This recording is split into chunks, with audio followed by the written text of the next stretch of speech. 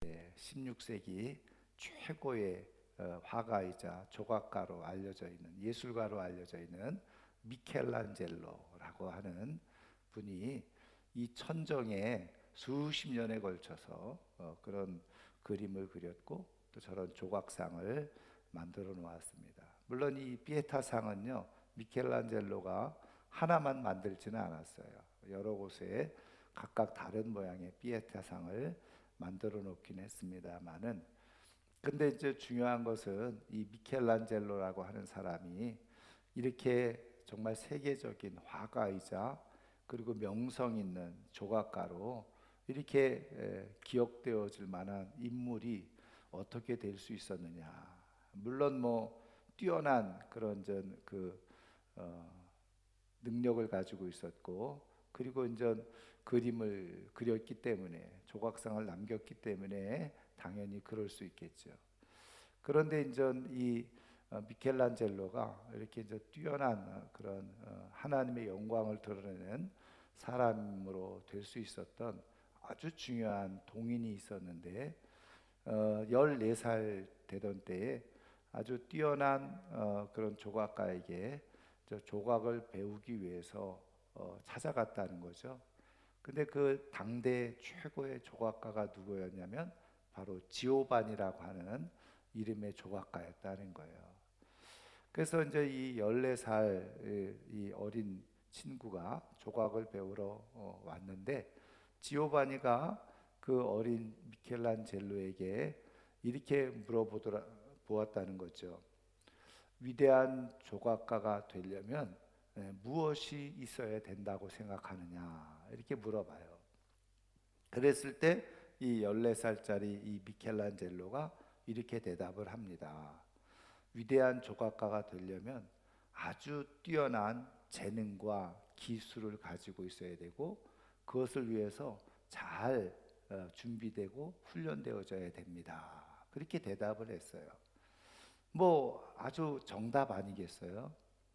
그런데 이 지오바니가 그 14살짜리 아이에게 이렇게 대답을 해줍니다. 물론 아주 뛰어난 좋은 재능과 그리고 뛰어난 기술을 가지고 있는 것 필요하지.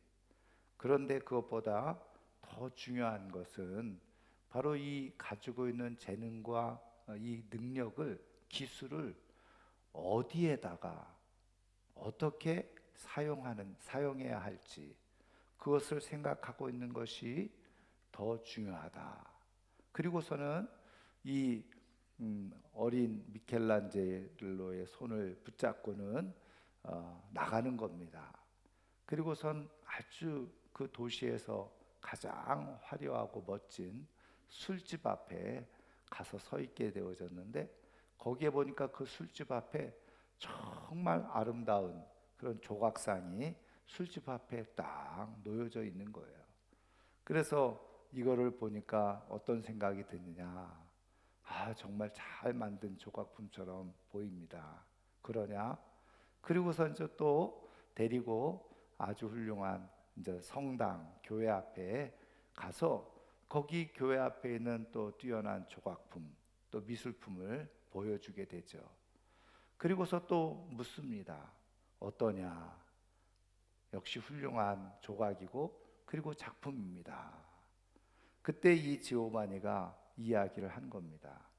뛰어난 재능과 능력을 가지고 무엇인가 조각을 하고 그림을 그리는데, 중요한 건 그것이 어디에 놓여져 있느냐. 이것은 굉장히 중요한 일이다. 어떤 조각은 그저 이 술집 앞에 놓여져 있어서 가치와 그리고 제대로 된 작품으로서 취급을 받지 못하는 그런 일이 있기도 하고, 어떤 것은 정말 하나님의 성전에 잘 세워져 있어서 동일하게 하나님께 영광을 올려드리는 그런 작품이 되어졌다. 네가 이제 앞으로 그림을 그리고 조각을 할 때 너의 작품이, 너의 그 그림이 어떻게 사용되어질지를 생각하면서 그 그림을 그리고 조각을 하면 좋겠다. 이렇게 교훈을 해 주었다는 거죠. 어린 미켈란젤로 그 스승의 교훈이 무엇을 의미하는지 잘 깨달았어요. 그래서 하나님의 영광을 위해서 자기의 모든 그림을 그리고 조각을 하는 그런 인생을 살게 되어졌다는 거죠.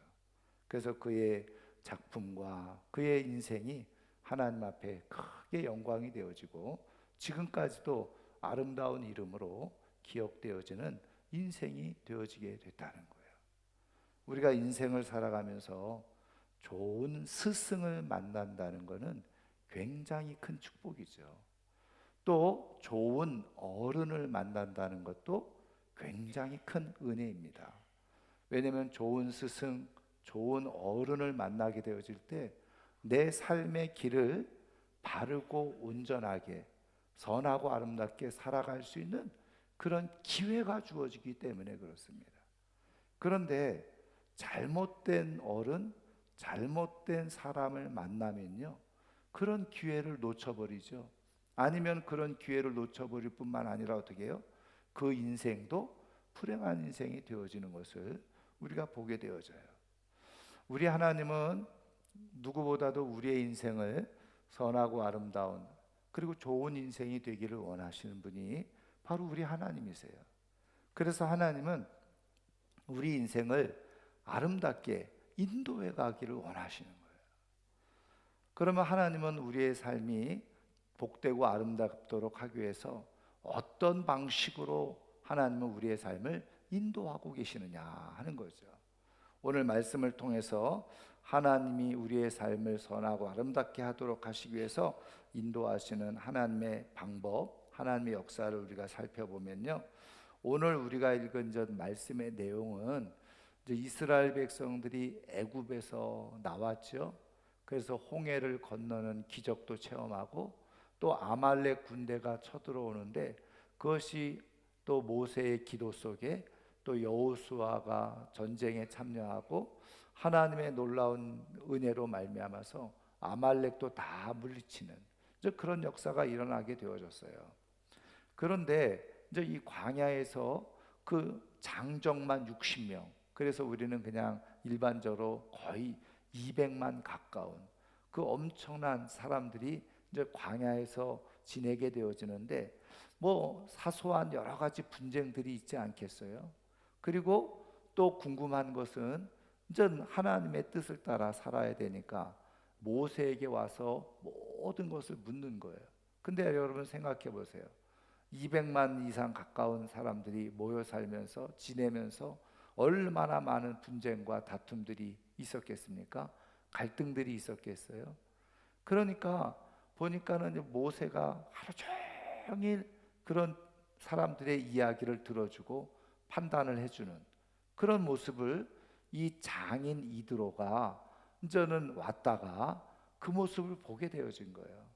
그리고서는 가만히 보니까는 모세도 하루 종일 사람들에게 시달려 지치고 또 사람들도 그 모세의 판결을 기다리다 보니까 지치고 이게 너무나도 비생산적인 그런 모습인 거죠. 그래서 이 장인 이드로가 모세에게 조언을 하고 충고를 해준 겁니다. 이렇게 하다가는 너도 며칠 못 가서 자네도 그냥 이 번아웃 될 것이고 그리고 백성들도 더 원망이 많아지게 될 것이다. 그러니까 천부장 세우고 백부장 세우고 50부장 10부장 그들에게 이 책임을 나누어 줘서 신실한 사람, 믿을 만한 사람, 정직한 사람들을 세워가지고 일을 좀 분산시켜라.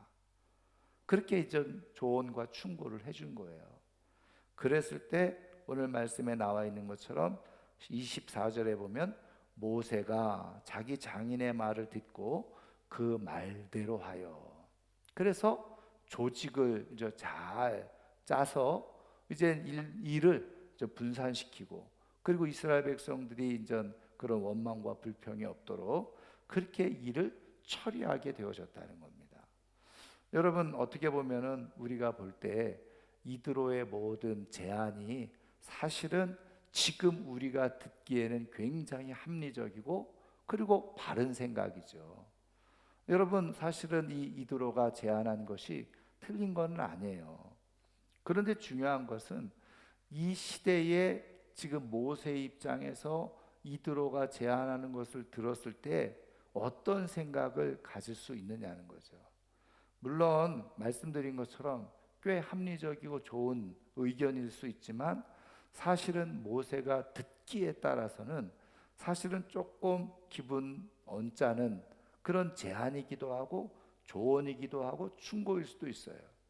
왜냐하면은 지금 모세가 지금 이렇게 이야기했을 때 이드로가 뭐라고 얘기를 합니까? 17절에 보시면 모세의 장인이 그에게 이르되 내가 하는 것이 옳지 못하도다.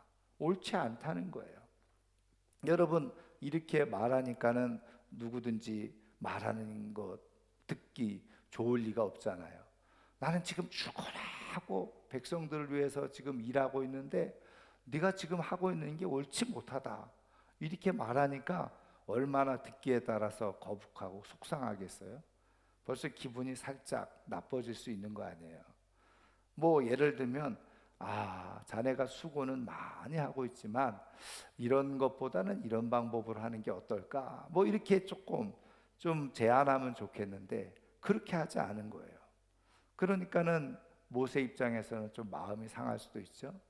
여러분, 그런데다가 여러분, 모세는요 지금 나이가 몇 살입니까? 나이가 80세가 넘었잖아요.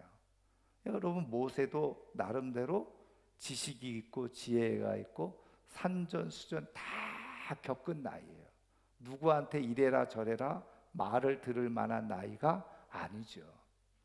여러분, 게다가 사실은 더 중요한 것은요, 만약에 이런 조직적인 일에 대해서 누가 더 많이 알고 있을까요?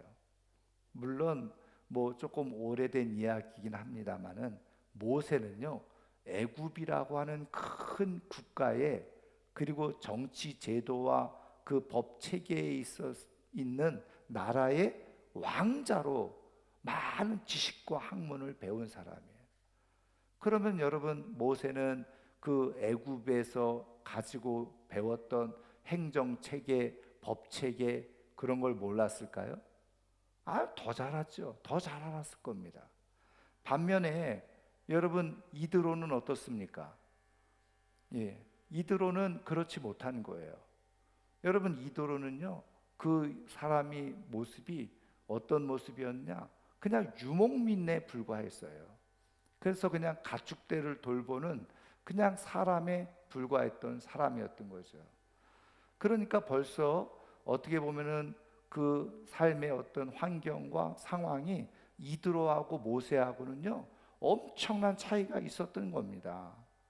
그러니까는 모세는 이미 애굽에서 많은 것들을 다 학문적으로 경험적으로 다 알고 있었던 사람이었고, 그리고 이드로는 그저 가축대를 조금 많이 돌보는 그런 유목민에 불과했었다는 거예요. 그러면은 여러분, 상식적으로 생각해 볼 때 누구의 생각과 누구의 지혜가 더 이런 부분에서 크겠습니까? 당연히 모세가 훨씬 더 많은 지식을 가지고 있었고 경험을 가지고 있었겠죠. 그러니까 이드로가 사실은 이런 부분에서 말할 이유가 하나도 없는 그런 사람이었다는 거예요.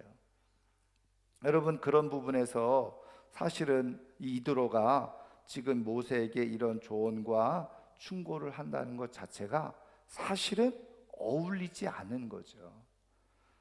여러분, 모세가 생각하기에 따라서 쓸데없는 이야기를 나한테 하고 있다, 그렇게 생각할 수도 있는 것 아니겠어요? 여러분, 거기에다가 말이죠, 사람들을 만약에 뭐 천부장, 뭐 백부장, 뭐 50부장, 10부장 세워가지고 그 사람들에게 판결을 맡긴다고 할 때에 한번 생각을 해보세요. 그 사람들 믿을만 하겠습니까? 모세가 판결하는 만큼 제대로 바르게 판결할 수 있다고 믿을 수 있겠습니까? 여러분, 그거를 믿지 못하면요 여러분, 사람들에게 그 판결을 맡길 수가 없는 거예요. 그래서 여러분, 중요한 지도력 중에 하나가 뭡니까? 사람을 잘 못 믿는 사람은 일을 맡기지 못하는 거죠. 왜? 일이 그르치고 잘못되면 그게 그대로 누구한테 모든 문제가 대표에게 다 지도자에게 그것이 책임을 물으니까. 여러분 우리나라도 보면 말이죠. 그렇잖아요. 뭐 밑에 사람들이 조금 잘못해도 원성을 누구한테 합니까? 자꾸 대통령한테 쏟아붓잖아요. 여러분 그런 거예요. 그러니까 사람을 잘못 세우면 사람이 잘못 판단해 가지고 잘못 결정해서 일을 잘못하면 그 책임은 다 누구에게요? 모세가 뒤집어 써야 되는 거예요. 여러분 그러려면 차라리 그냥 모세가 판단하고 모세가 결정하고 모세가 심판하는 게 훨씬 더 좋은 일 아니겠어요? 그러니까 이런저런 복합적인 그런 내용들을 살펴볼 때에 사실은 이드로가 제안하고 충고한 것이 좋은 것처럼 보이지만 또 반대로 사실은 모세 입장에서 수용하고 받아들이기 어려운 그런 내용들이 있었다는 거예요. 그런데 여러분, 우리가 말씀을 통해서 우리가 본 것처럼 모세는 장인의 그런 제안, 충고를 그대로 다 수용하고 받아들여서 이제 그 이스라엘 백성들을 다스리는 조직을 그렇게 만들게 되어지잖아요. 여러분, 그러면 왜 모세는 자기보다도 훨씬 그런 지식과 경험에서도 아주 보잘것없었고, 그리고 자기가 훨씬 더 많은 그런 부분에서 지식과 경험을 가지고 있었음에도 불구하고 왜 이드로 장인의 그런 제안과 충고를 받아들였냐는 거예요. 수용했냐는 거예요. 여러분 장인 어른의 말이니까 들었습니까? 아니면 아내 십보라의 눈치가 보여서 장인 어른의 의견을 들어준 겁니까? 아니면 우리가 그냥 상식적으로 아 그래 이 장인 어른 이드로의 생각이 합리적이네 그렇게 생각해서 받아들였을까요? 뭐 그럴 수도 있겠죠. 그런데 여러분 이게 성경을 통해서 하나님께서 우리에게 말씀해 주시는 하나님의 음성, 하나님의 뜻이 여기에 담겨져 있다고 한다면 단순히 그런 의미에서 그런 뜻에서 이 모세가 바로 이드로의 의견을 제안을 받아들이지는 않았을 거라는 거예요. 그러면 모세는 왜 이드로의 제안을 수용했느냐? 여러분 성경을 찾아보면 몇 가지 힌트가 될 만한 내용이 있는데요. 먼저는 여러분 우리가 신명기 1장을 읽어보면 이 내용이 다시 반복해서 나옵니다. 지금 이 18장에 이드로가 제안했던 이 내용을 이 모세가 수용한 그런 내용을 신명기 1장에 다시 반복을 해주고 있는데 그 신명기 1장 신명기 내용이 무엇입니까? 이스라엘 백성들이 광야 40년의 생활이 다 지나갈 무렵에 가나안 땅 들어가기 직전에 이제 모세가 마지막 모압 평지에서 이스라엘 백성들에게 다시 권면해 주는 말씀이 신명기 말씀이잖아요. 그리고 오늘 우리가 읽은 이 출애굽기 18장은 출애굽해서 뭐 1년도 채 되지 않았을 때 일어난 사건이에요. 그러니까 대략 뭐 38년, 39년이 지난 다음에 모세가 지난 날을 다시 회상하면서 다시 기록을 해준 게 신명기인데 그때 이 상황을 정리해서 다시 기록을 해주고 있단 말이죠. 근데 여러분 신명기 1장 9절 이하를 읽어보면요 이드로 얘기는 싹 빠져 있습니다.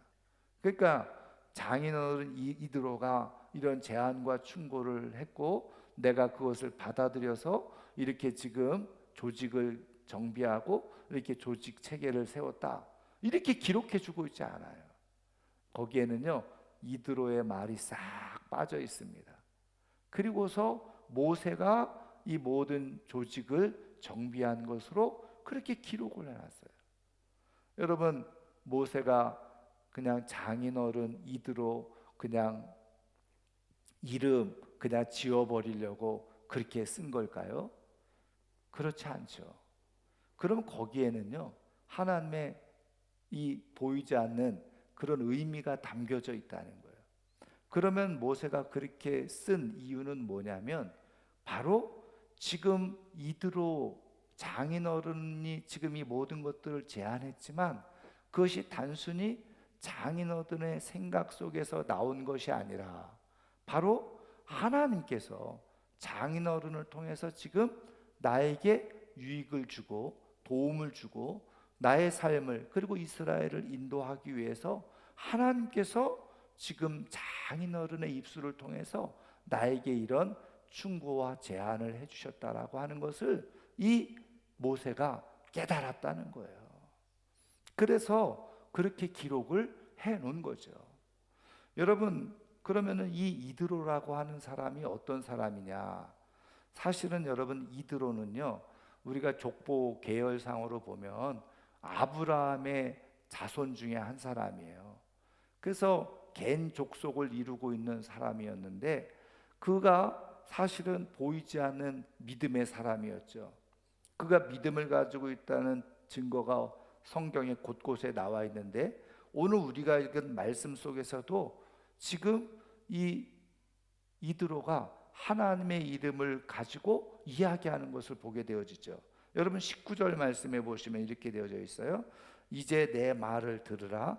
내가 내게 방침을 가르치리니 하나님이 너와 함께 계실지로다.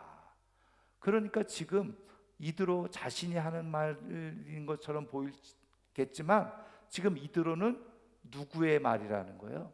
하나님이 너와 함께 계실지로다.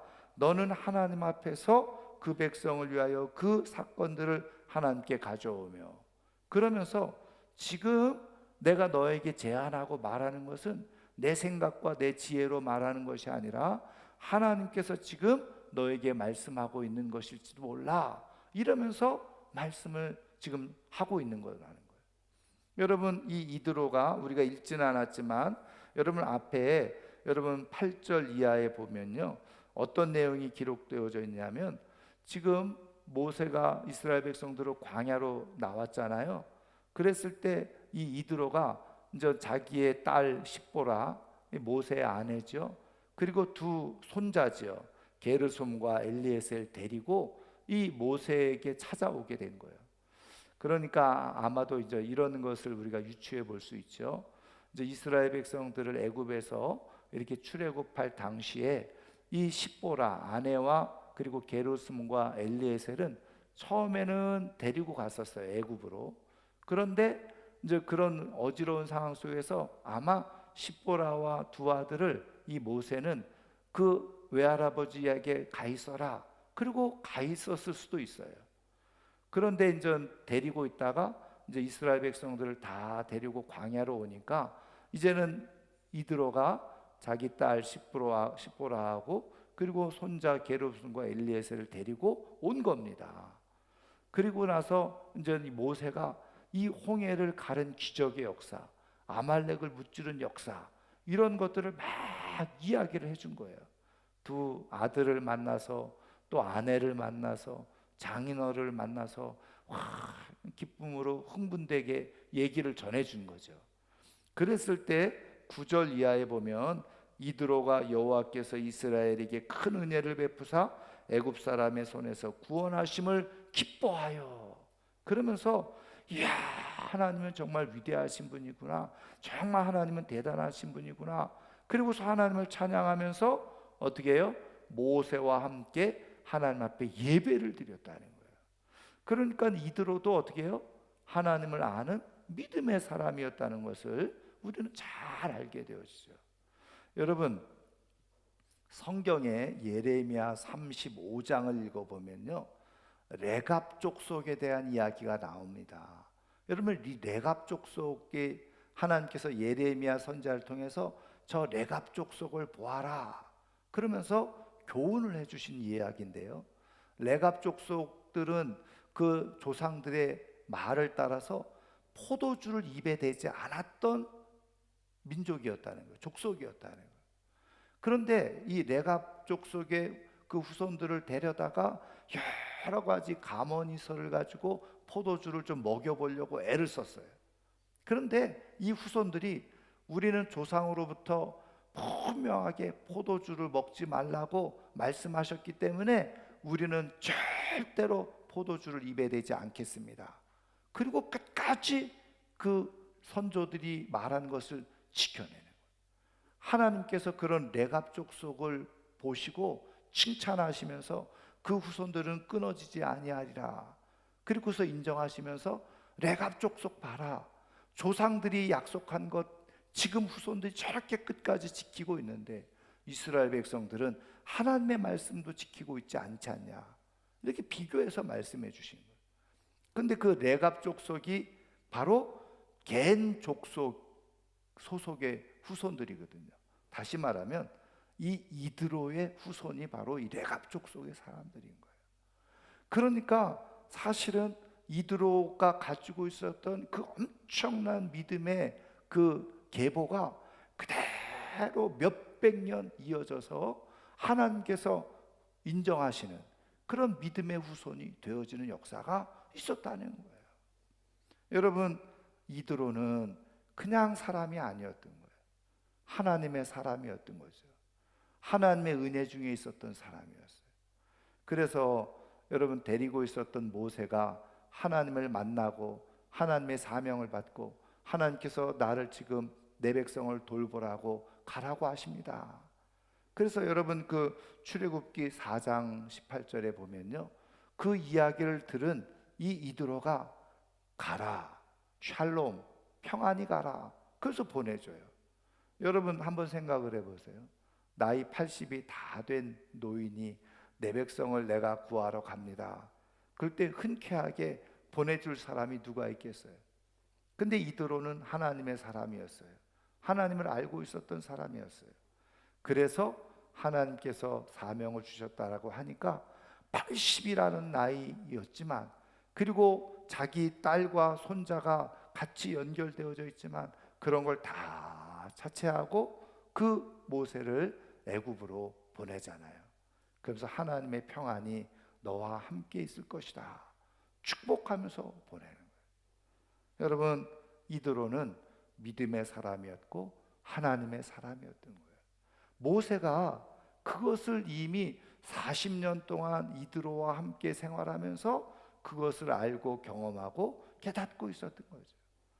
그래서 지금 이 이드로가 하는 말은 그저 단순히 사람의 지혜와 지식으로부터 나온 말이 아니라 바로 하나님께서 이스라엘 백성들을 인도하시기 위해서, 그리고 내가 하나님께서 인도하시는 삶 속에서 평안하게 그리고 힘있게 효율적으로 이스라엘을 잘 인도하도록 하기 위한 하나님의 지혜의 말씀이라는 것을 이 모세는 깨닫게 된 거죠.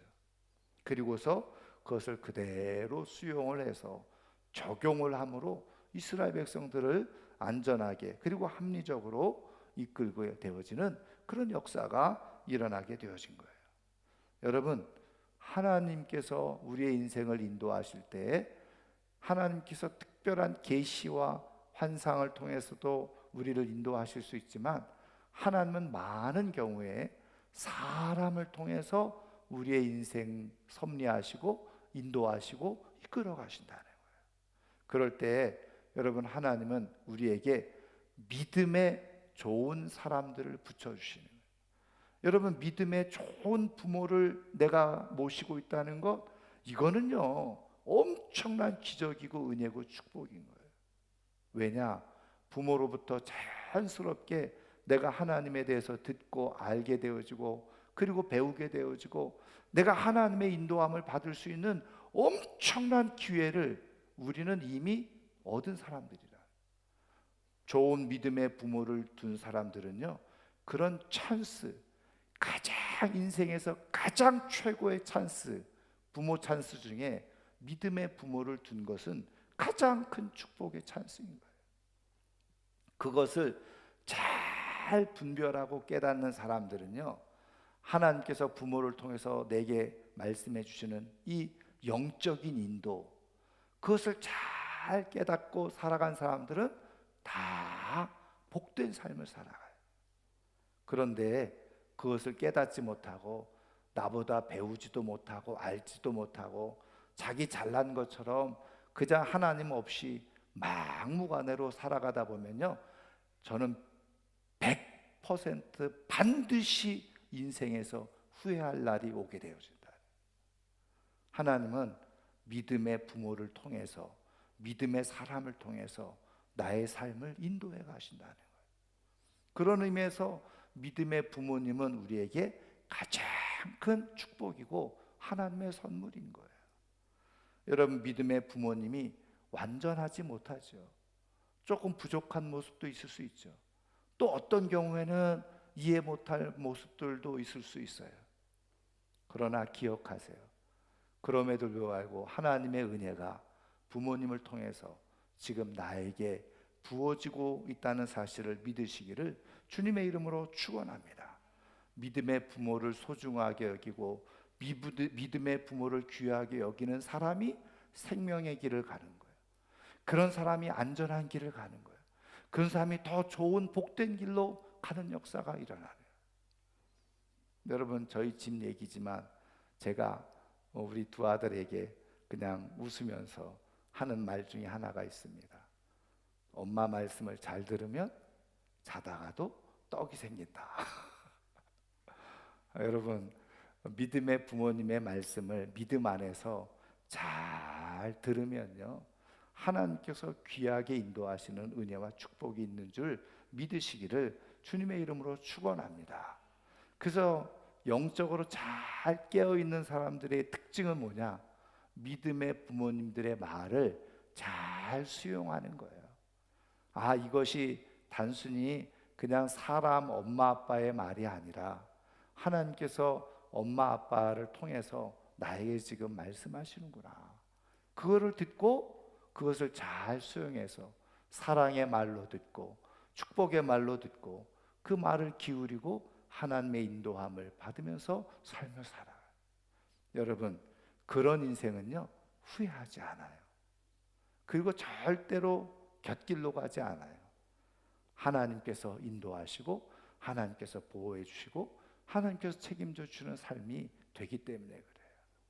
저는 오늘 이 아침에 나온 우리 사랑하는 모든 성도님들에게 좋은 영적 부모님이 계심을 감사하면서 그 영적 부모님이 나보다 조금 학력이 좀 떨어지고 배움도 부족하고 그렇지만 믿음의 말로 나를 교훈하고 훈계하고 양육하는 것을 기쁘게 받아들여서 그로 인해서 내 삶이 하나님께서 인도해 주시는 아름다운 삶으로 살아갈 수 있기를 주님의 이름으로 축원합니다.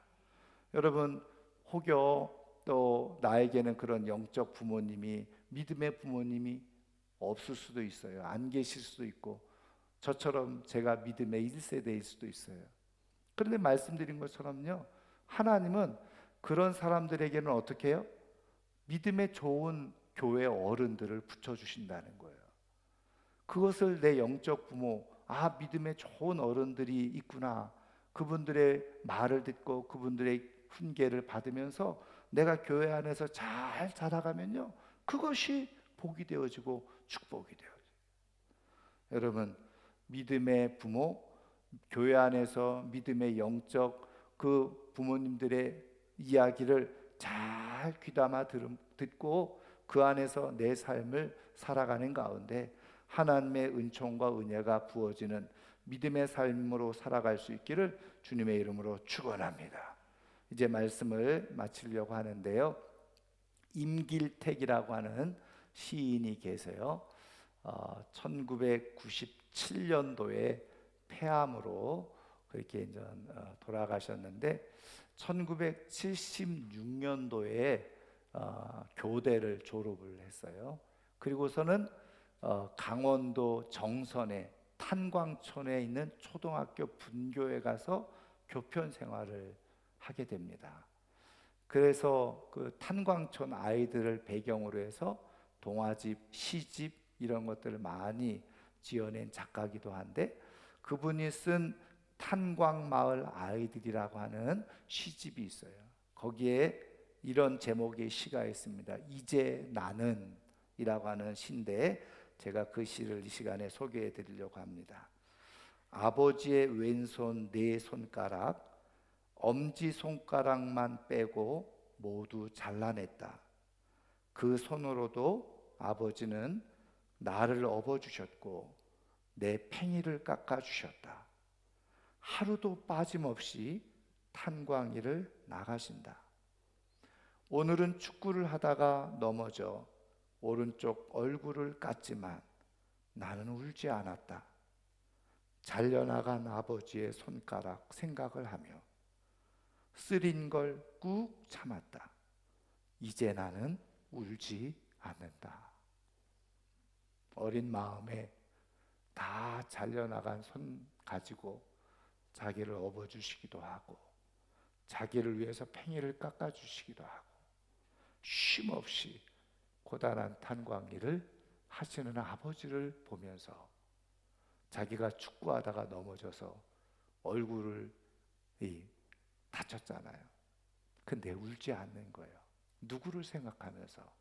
아버지를 생각하면서 나는 이제 울지 않습니다.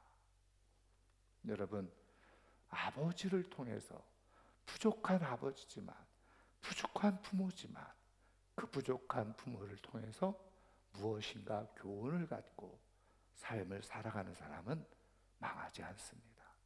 실패하지 않습니다. 그래서 하나님은 우리에게 부모님을 주신 거예요. 부모님을 귀하게 여기고 부모님을 통해서 내 삶에 중요한 교훈을 얻고 하나님의 인도함을 받아서 복되고 아름답게 살아갈 수 있는 하나님의 사람들 될 수 있기를 주님의 이름으로 축원합니다.